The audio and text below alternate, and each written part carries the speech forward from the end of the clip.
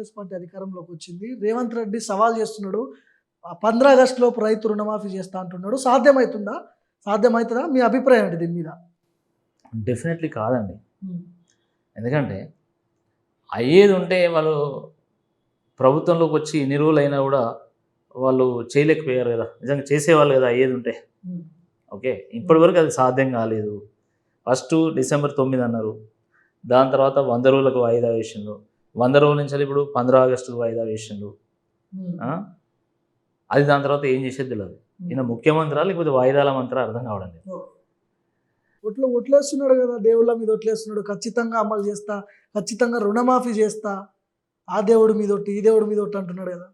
అంటే తాను ఎంత అభద్రతా భావంలో ఉన్నాడో ఒకసారి గమనించండి.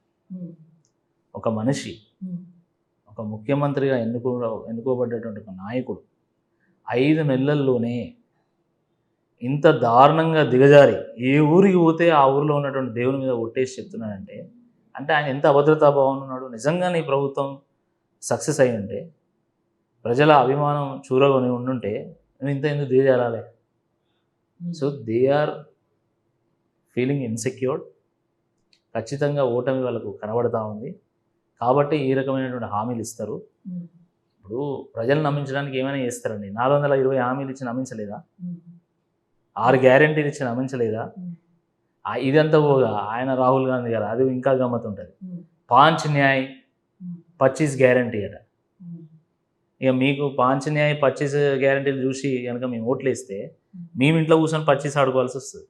మీ నాయకులు కూడా రాజీనామాకు సిద్ధమంటున్నారు. రైతు రుణమాఫీ అమలు కాకపోతే హరీష్ రావు రాజీనామా చేస్తా అంటున్నారు. ఎంత నిజాయితీగా వివరించారు హరీష్ రావు గారు. నిజంగా పార్టీ ఏదైనా కూడా నిజంగా అప్రిషియేట్ చేయాలి. ఎందుకంటే టీఆర్ఎస్ పార్టీ ముందు నుండి కూడా పదవులను తృణప్రాయంగా ప్రజల కోసం, ప్రజల ఆకాంక్షలను నెరవేర్చడం కోసం తృణప్రాయంగా వదులుకుంది. ఆ పరంపరలో భాగంగానే మళ్ళీ హరీష్ రావు గారు మీరు చిత్తశుద్ధితోనే మీరు ఆగస్టు 15వ తేదీ అంటున్నారు కదా, ఆగస్టు 15వ తేదీ కనుక మీరు రుణమాఫీ చేస్తే నా ఎమ్మెల్యే పదవికి రాజీనామా చేస్తా అని అనడంతో పాటు డైరెక్ట్గా పోయి వాళ్ళు లెటర్ ఇచ్చి వచ్చాను మీడియా ముఖంగా.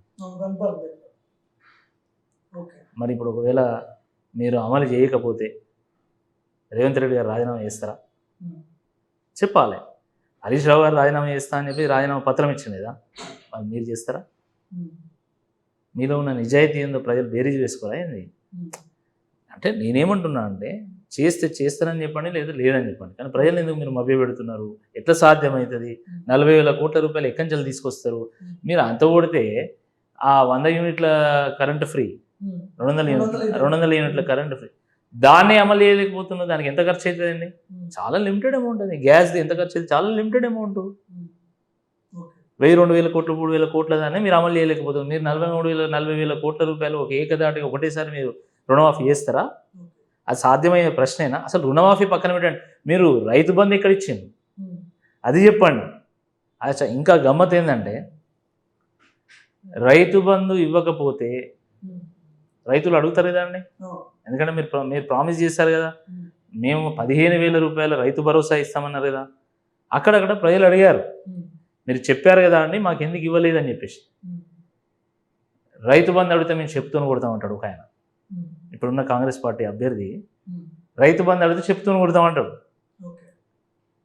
తెలంగాణ రైతులు ఆకలితోని కడుపైనా మార్చుకుంటారు, చివరకు ఆకలితోని వారు చావడానికైనా సిద్ధంగా ఉంటారు తప్ప ఆత్మగౌరవాన్ని మాత్రం వదులుకోరు.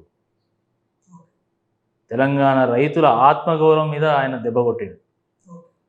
100%. నేను ఒక రైతు బిడ్డనండి, నేను ఒక రైతు బిడ్డను.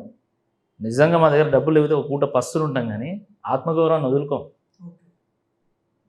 కాబట్టి ఈయన రైతులను అవమానించండి కదా, రైతులను చెప్పుతూనే కొడతా అన్నాడు కదా, రైతులు తిరగబడతారు. ఇప్పుడున్న మేము గ్రాడ్యుయేట్స్, మీరైనా నేనైనా చాలామంది మనమంతా రైతు కుటుంబాల నుంచి వచ్చిన వాళ్ళే కదా. అయితే ఇప్పుడు మనం వ్యవసాయం చేస్తుండొచ్చు, లేదా మన నాన్న వాళ్ళు లేకపోతే మన తాత వాళ్ళు అందరూ వ్యవసాయం చేసినటువంటి వాళ్ళు కదా.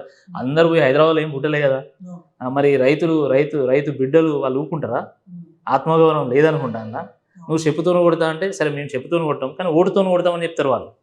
ఖచ్చితంగా గ్రామంలో ఉన్నటువంటి ఏ ఒక్క రైతు గ్రాడ్యుయేట్ కూడా కాంగ్రెస్ పార్టీకి ఓటు వేయడానికి 100%. ఎందుకంత అహంకారం?